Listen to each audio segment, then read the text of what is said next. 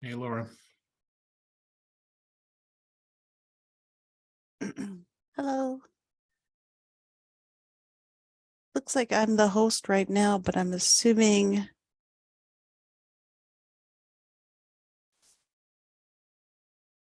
Oh.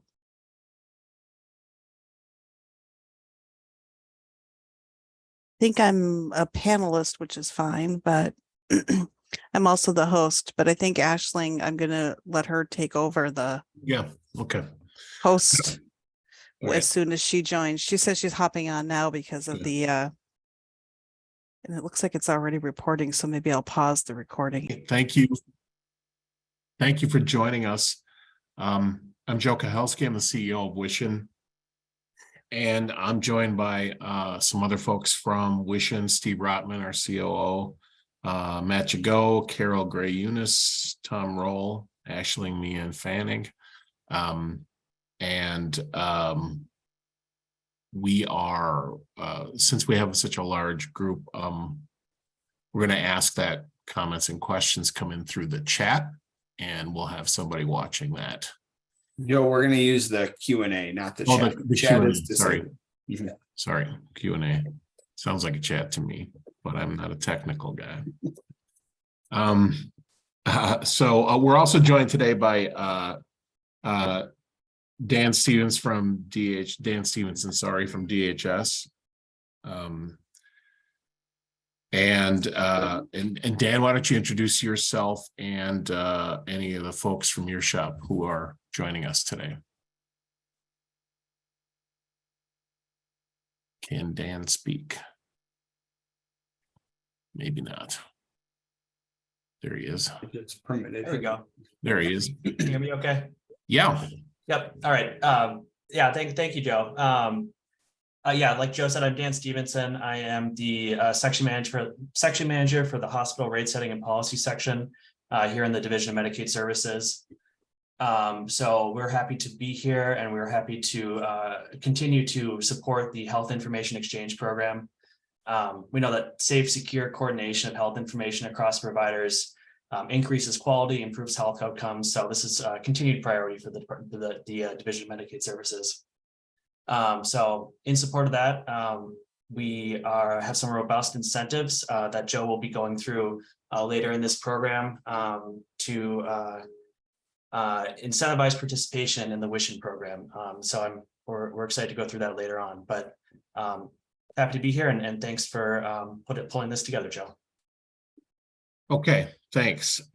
We are here to talk about the Medicaid Hospital P4P Incentive Program and specifically the rules that are going to apply in 2023. Do we have the presentation up? I can't tell.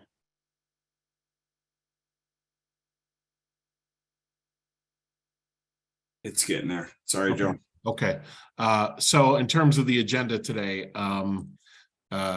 we will get to the details of the program in 2023.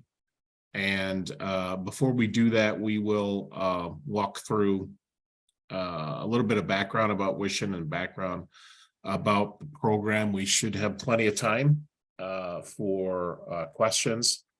And as we said, the Q&A function will be the way that we will field those comments and questions. So we should have the PowerPoint up here in a minute, and I am gonna invoke Plan B here and find my own copy. And we'll get caught up here in a minute.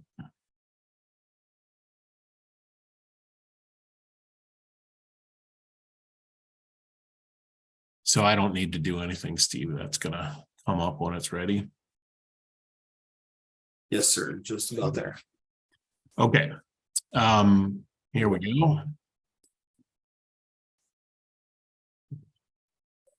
Okay, let's go ahead to the agenda page. As I said, we've done the introductions. We'll do the overview of WISHIN, the overview of the program, specifically what provisions will apply in 2023, and we'll have then time for questions. Okay, let's go ahead. So some of you, perhaps many of you, are familiar with WISHIN, but we'll do a little orientation for folks who might not be. WISHIN is the Wisconsin statewide health information network. We are an independent and not-for-profit organization, and we were founded by 4 other not-for-profit organizations: the Wisconsin Hospital Association, the Wisconsin Medical Society, the Wisconsin Health Information Organization, and the Wisconsin Collaborative for Healthcare Quality. They are our founders. They're not our owners. We don't have owners. As I said, we're a not-for-profit. But those entities got together in 2010 as the state was walking through its planning process to develop and implement a statewide health information exchange. And they got together and founded WISHIN and held up WISHIN as the essentially the company that could get it done. And through the state's selection process, WISHIN did end up with the job. So, and we've been doing it ever since 2010.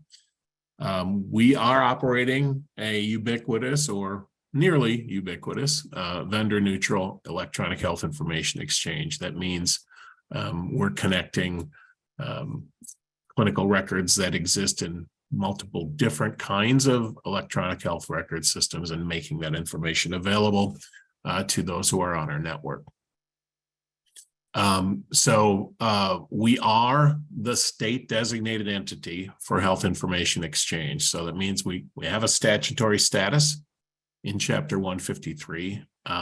We're not an agency of state government, but you could probably think of us as a sort of a public-private partnership. Among the requirements for the state designated entity is that 3 folks from state government need to serve on our board, as well as representatives from 5 enumerated stakeholder groups in the statutes. Those are providers, insurers, higher education, employers, and consumers. So next slide. So our main product, our main offering, main service is WISHIN, what we call WISHIN Pulse. It is a community health record, and that is pretty much what it sounds like. It's a way to aggregate clinical data from multiple sources about the same patient and then present it to folks who participate in the network to advance the clinical decision-making and care coordination. So we get our data and make it available in real time, or pretty darn close to real time. Clinical information is flowing from the electronic health record systems of our participants automatically through interfaces that we establish. And so as soon as the information is available in the source system, it is essentially available through the WISHIN network, give or take a few seconds or minutes in transit and processing. So, so we're presenting an aggregated summary of information about a single patient from multiple organizations, and it's in a longitudinal view. So we're not segregating the data by provider source. Obviously, you can understand and know which source of information is associated with, the data that's in the community health record. But you can think of it kind of as a super EHR, where we're bringing together all that data, lab results, radiology results, diagnoses, allergies, et cetera, and presenting them in a consolidated way. And as I said, our information exchange is vendor agnostic. That's the point of interoperability, to make sure that clinical information is available to folks who need it, regardless of the system in which it originated. So the types of data that can be included in the community health record are On the left, you'll see the information that is sourced from providers themselves, and on the right, you'll see information that comes from non-provider sources. We get ADTs from all of our participants, admit, discharge, transfer messages, meaning the highest level of information, meaning that an encounter of some type has happened, and the demographic information and a high level of clinical information that associated with that visit or hospital stay.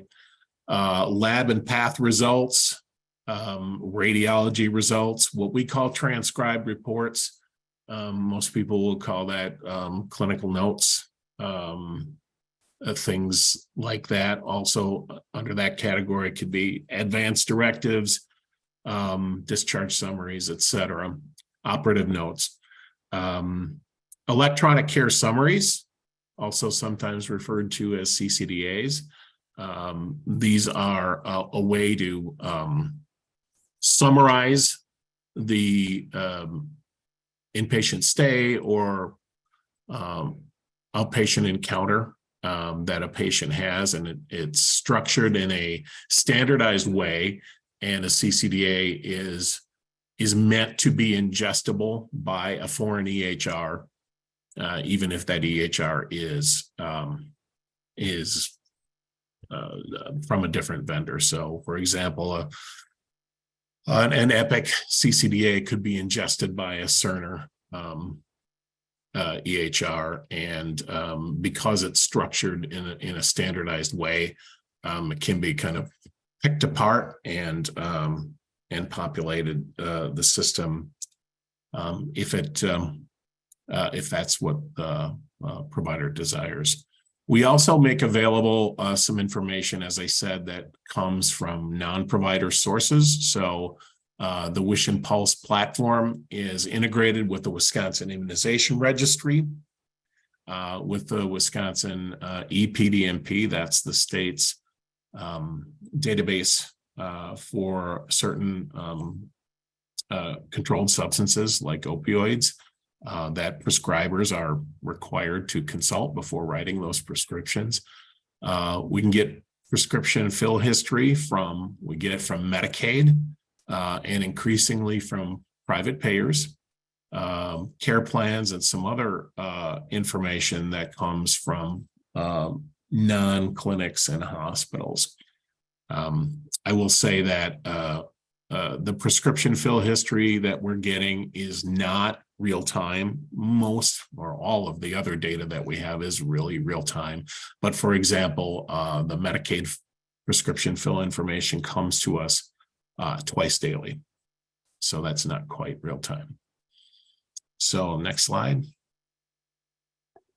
So we always stress that that WISHIN Pulse advances the ability of providers to access, and providers and others to access clinical information, but there's an advantage on the other side too. There's two sides to any transaction, right? The source and the consumer of it, and we're automating the process of sharing clinical data. So we're essentially allowing prospective sharing of clinical data through WISHIN as the middleman.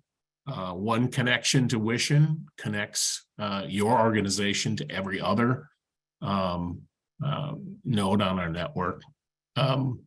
So the idea is let's ban the fax machine from healthcare. Let's stop these ad hoc situations where I need to track down a particular lab result or a radiology result or something, rather than making that a manual and sort of asynchronous kind of process. That information is essentially prospectively shared with anybody who has a need for it and who is authorized to access it, getting healthcare organizations and others out of the order fulfillment business. We also we support single sign-on between the client's EHR or other system and our WISHIN Pulse system, meaning that there's no need to separately log on and to our system and find the patient. We can integrate with the client system, so there's no need to separately log on and find a patient. You've already done that essentially in the local system, and we can present the community health record as part of your normal workflow. We do, beyond the provider world, we also have payers that participate in WISHIN, and we are now providing a way to essentially shortcut the painful and inefficient chart chase process. And I think our next slide is on the NCQA DAV program. Can we go to the next slide? Yeah, and I'll have Steve walk through this one. Thanks, Joe. Quick overview of the Data Aggregator Validation Program, DAV program. WISHIN last year for measure year 2022 achieved certification to provide standard supplemental data, as Joe mentioned, to shortcut the chart chase, the data acquisition, requesting information from providers having to make those available in a secure fashion, or individuals at a health plan at a provider office. Again, shortcutting that process by leveraging the data that's available in WISHIN that is sent prospectively to the network for this purpose of collection of quality data.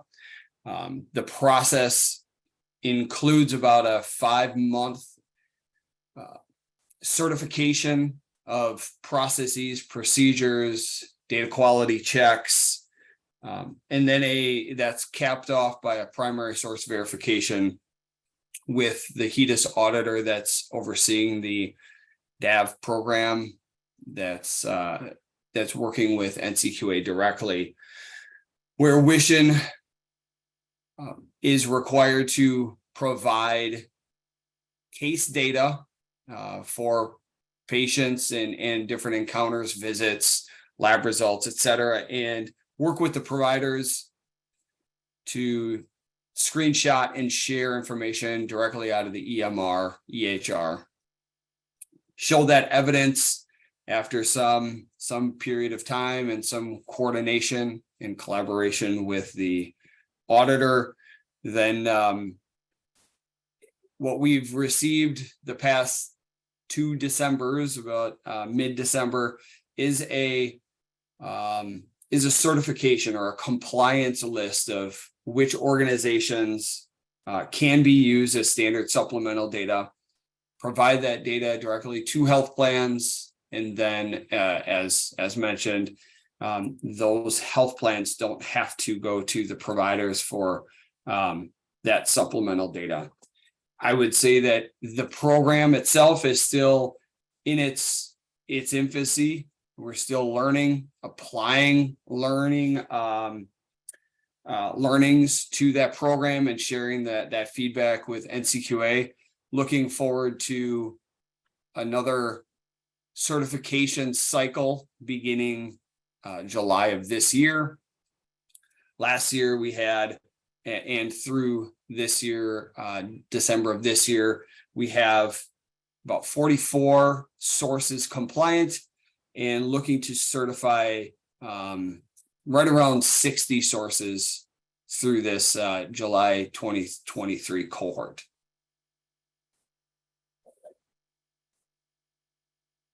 So Joe, I'll hand it back off to you. Yeah, thanks.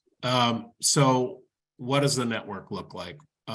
We have nearly 2,200 sites of care in our network at the moment. We've got most of the major hospitals and health systems, safety net clinics, post-acute providers, behavioral health, mental health, correctional facilities, independent docs, EMS entities, local public health. We've, over the last couple of years, have really grown the network quite a bit. And of course, certainly the value of WISHIN services is directly related to the breadth and depth of our network. So the network has been growing. Certainly part of that story has been the hospitals that have joined us in response to the P4P incentive program. But it's worth noting that it's not only the hospitals that have recently decided to participate that actually benefited from the program. It's any hospital that was participating, even if they were with us for several years. The P4P program has applied to them too. So certainly it's been a boost in terms of the number of hospitals that have signed up. But we had a tremendous number in the network before that as well. So this is a snapshot of what we call our dashboard. We update this data, try to do that monthly. This is as of the end of March. So as I said, almost 2,200 sites of care in our network. And you can see the large amount of clinical data that we've accumulated over time. And I always point out the care summaries there on the upper middle part there, over 48 million care summaries, and soon the ability to deliver those in what we call a super CCDA format, meaning it can be a patient-centric CCDA, not a provider-specific CCDA, and so it's an aggregated, deduplicated CCDA for that patient, and the ability for users to choose if they don't want every type of data that's included in a CCDA, but can kind of customize that for their uses. So so that brings us to the HIE P4P program and just a little bit of the history of where this came from. The program was created in Wisconsin Act 185 in the 2019 legislative session. So that was the major COVID legislation that was enacted in April of 2020. And that bill directed DHS to develop a program for hospital pay for performance that would vary based on essentially the level of participation that the hospital was able to demonstrate. And so in response to that bill, DHS did develop measurement criteria and made $8 million in incentives available annually in each of the 3 initial years. And we are in the 3rd of those initial 3. And so they came up with 3 categories of performance, if you will. So 3 potential boxes that could be checked by each hospital, and that varied on the basis of the types of clinical data that they were sharing through WISHIN. So the first box, the most basic level of participation, is sharing ADT messages, so admit, discharge, transfer messages. The second box that could be checked is sharing CCDAs. And then the third box is a combination of lab results, radiology results, and pathology results. So 3 different interfaces really, or in some cases 2.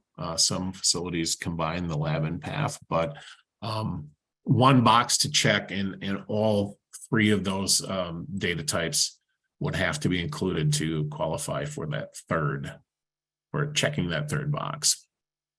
So what DHS has done is stratify hospitals from low to high based on their relative Medicaid claims volume. So since this is a Medicaid program, the largest incentives apply to the hospitals that have the largest Medicaid claims volume. And then and then it just varies on the basis of that volume. So the highest volume hospitals qualify for $40,000 per interface category per year. So 3 boxes that can be checked. So the maximum incentive for each hospital is $120,000. And then on the other end, the lowest volume hospitals, the lowest possible incentives are $15,000 per interface category. And again, if you get all 3, that would be $45,000. And there are some hospitals that fall between those two extremes. And again, it's on the basis of Medicaid volume. So important to understand that those payments are made on a per hospital basis, not per system or per client basis. You know, we have contracts with organizations that, you know, represent multiple hospitals.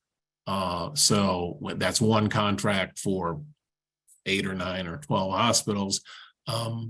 The incentives apply at the hospital level, not the system level. So if there are 8 hospitals in a system, each of the 8 could qualify for these P4P incentives on a on an individual hospital basis. And to this point, the incentives in each of the measurement year 21 and 22, those incentives have paid essentially in the aggregate for about 2, sometimes a little more than 2, sometimes a little less than 2 years of WISHIN subscription fees. So, it's meant to be a real reward, right? It is actually in most cases more than the cost of participating in WISHIN. There is I should point out there is a one-time implementation fee, and even when you consider that fee, it doesn't really damage these calculations all that much. But if a hospital were to decide to participate with WISHIN, there's a one-time implementation fee, and it varies on the basis of the number of interfaces. So if a hospital was going to choose to do all the available interfaces, it's just a hair over $14,000. That's a one-time cost. These are costs that we incur with our vendor to get new facilities connected. So that again would appear in the first year, but again, in the vast majority of cases, these incentives cover the costs and then some. So you may have seen that the measurement year 2023 guidance has come out just this week from DHS.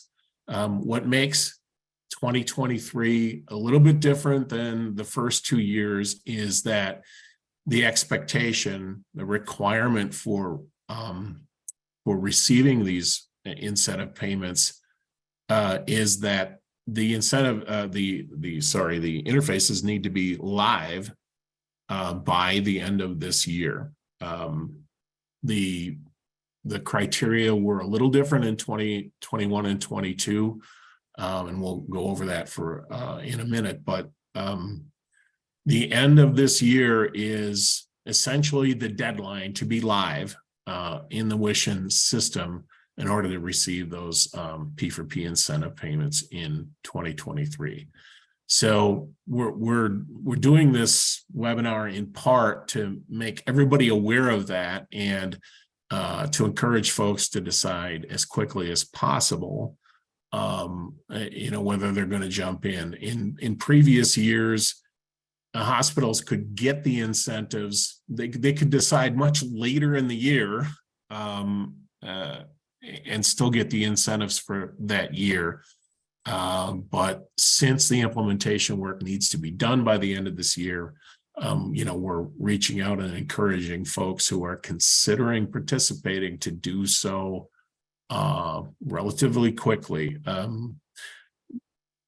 There are only so many implementation slots that can be available at one time.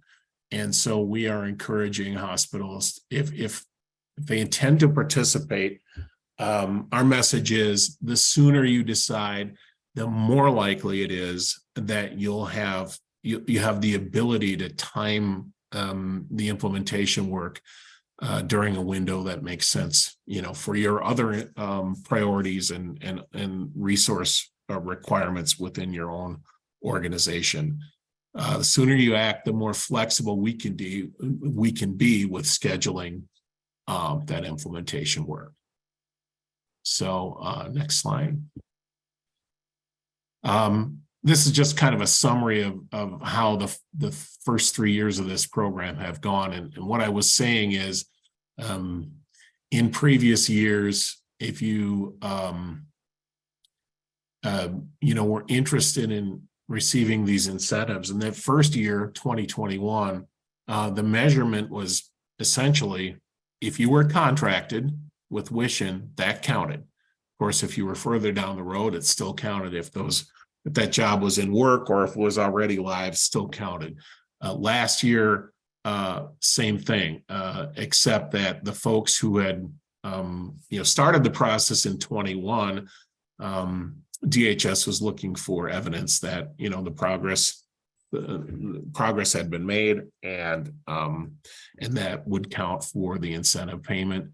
And really, in this year, everything, no matter how you started in 21 or 22, no matter what your status in the previous years, the measurement is, are you live in 2023? And you can see that folks that acted promptly in 2021 actually are in line to collect 3 consecutive years of incentive payments. And, if you do the math, that's, 6+ essentially 6+ years of WISHIN fees that would be covered by these first 3 years of the program. And I should say that in terms of the measurement of whether these criteria have been met, DHS has looked to WISHIN to document the contract status or the implementation status of all the hospitals as of the end of the year. So there's no separate attestation process that hospitals need to pursue. It's a matter of DHS looking to WISHIN to tell DHS what is the status of each of these hospitals, and they use that information then to make the incentive payments. Next slide. Okay, so we're at the point where we're going to take a little bit of time to just kind of walk through what is the implementation process, what does it require, what is the timeline, where are the handoffs in the process, and I'm going to ask Laura Witter from my staff to walk through that. Thanks, Joe. So the onboarding process, once the organization has been contracted and we have a key resource assigned to the project, WISHIN, the implementation team, will work with the customer to first of all gather prerequisites. So that's the information we need, just basically to learn about your system, you learn about your interfaces, and perform the rest of the implementation process. Those prerequisites usually include sample messages. We can either receive them via SFTP, or we can hook up a VPN connection to our test environment and start feeding that environment right away to obtain enough sample messages to be able to do the analysis that we need to do.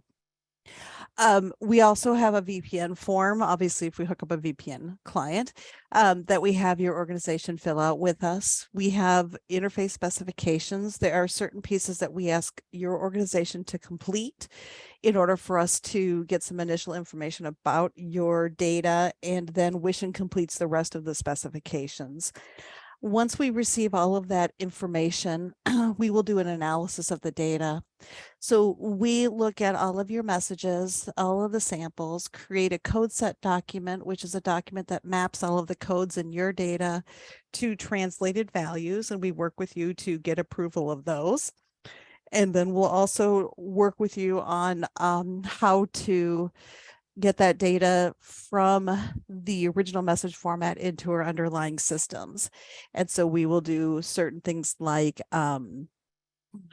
We create a map that maps your data and make sure that we have it in the right fields on our side so that we can put it into our system appropriately. And so we also get your approval on that data map. And then we will have our vendor configure the system based upon that analysis. And then we'll work with your organization to do testing. WISHIN does initial smoke testing and initial testing to ensure that everything's working correctly. And then we work with the customer to do final testing to ensure that the data that is, excuse me, the data that is in their EHR system or in the EHR system matches the data that's in our WISHIN Pulse system, and then get your sign up on that. After that, we will work with the organization to determine when they want their interfaces to go live, and set up a deployment date and time where we can do the cutovers. We'll do the cutovers live, make sure that everything is feeding the system properly. And then we have heightened monitoring and support for the next couple of weeks to make sure that nothing has gone wrong and that all the data is being appropriately populated into our system. Can we move to the next slide? So during these different processes, we'll work with you so you understand what kind of resources would be necessary. So for the data collection, for example, we'll work with your interface experts or analysts, your IT person, to get all the samples there, get all of the preliminary information we need. It does depend on the scope as to how much time is involved with them, and also depending upon what kind of documentation you can provide us. During the analysis, that's a typical 4-week process. Usually at that point, we would require an interface expert and a subject matter expert, someone who would be an expert on the business side. So for example, like if we need to understand something that's happening with labs or lab status, we may need somebody from your lab area. But the commitment really is not a huge commitment to help us with that analysis, about a week's worth of time to 20 hours. During the testing is not constant 4-week testing. It's about a 4-week process, so that the first week we do testing, we work with you to identify any issues and determine where they reside and get them resolved. And then there's another round of testing. Usually your resources who would be involved in that testing process would require about 1 to 2 hours of time to validate the data, and also if they want to input any test scenarios into the system. It's kind of a few hours each week. And then the same thing with the go live. We do require your IT resources to be on a go live connection call. We can make sure that everything's processing correctly, and we'll see the results in real time and make sure that everything is up and running. Some of the other resources that are required, maybe like a limited time or one-time resource requirement would be like your network expert who would make sure that anything in the firewall is opened up. But we do provide, with the kickoff meeting, we'll provide what resources are needed so that you can plan your project accordingly. The total project normally should take about between 11 and 13 weeks.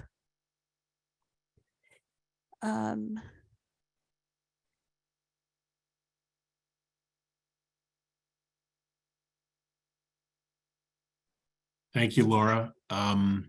That is what we had for you today. Again, would encourage you to, if you're at all planning to take advantage of the incentives in 2023, to get started on that process sooner rather than later. We can certainly answer questions for you and get the ball rolling if that's something you're interested in. There is a contracting process, obviously. Our contracts are standard. They have to be. They are the rules of the road. They're the permitted uses and permitted users of the system, and would encourage folks who are, interested in participating in WISHIN to plan for the work to be sort of in parallel with the development of in the execution of the contract. Doesn't necessarily take a lot of time, but depending upon the internal procedures that the organization has to go through to get a contract signed, our experience has told us that sometimes that takes an unusual amount of time. So would encourage folks who are, on that road to perhaps consider, starting down that road in terms of the work and working with us for the planning while that finalization of the contract is going on. As I said, we've got folks here from WISHIN and DHS. And we can answer your questions if you have them. Are you planning? We do have a question here. Are you planning to connect with other HIEs to make information more complete regionally? I would say the answer is yes, in terms of providing access to clinical information that resides and originates in someplace other than the WISHIN network. We are currently part of the eHealth Exchange, which I kind of call the interstate highway of health information exchange. And we were the first statewide HIE to actually onboard to the eHealth Exchange. And that is a functionality that has always been there for us. We know there are some other initiatives that are going on that are meant to sort of make clinical information a little more portable across state lines, across network lines is what I really should say. And we're right there with that. Our plan is that we're trying to facilitate the exchange of information, wherever it ultimately originates from. Right now, the functionality of and the data content of the information that's available outside our network is not quite the same as the functionality and the data content that is available within our network. But I'm sure over time that's those differences are going to be minimized. I don't know if Steve or Laura, you want to add anything to that? I would add that by way of the eHealth Exchange and in our new technical environment, we'll be connecting to what's called the eHealth Exchange Hub, which will expand on the sources outside of Wisconsin and outside of WISHIN across the nation. So that will become apparent once we're in our new technical environment sometime before the end of this year. Right. And we do, I should say that there are points on our network that are not Wisconsin points of care. So there is some clinical data that we have within our network that is technically from outside the state. They're kind of outliers. There's not a huge number of those, but in some cases we do have that data.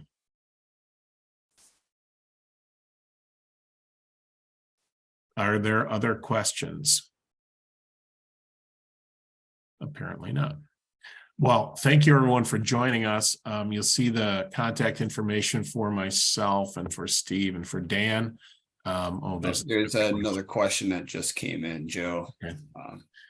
Just wondering when we would expect WISHIN to be reaching out to us to ensure that there's nothing needed from. Okay, we'll be in touch. Certainly if any folks are wondering like what is their status right now, we can certainly talk about that. And again, the sooner you act, the more flexible we can be with those implementation slots. There's only so many that we can work on at any given time. So we want to maximize your ability to try to do the work when it fits in with your other priorities. So we look forward to hearing from many of you, and building out the network further. And thanks for joining us today.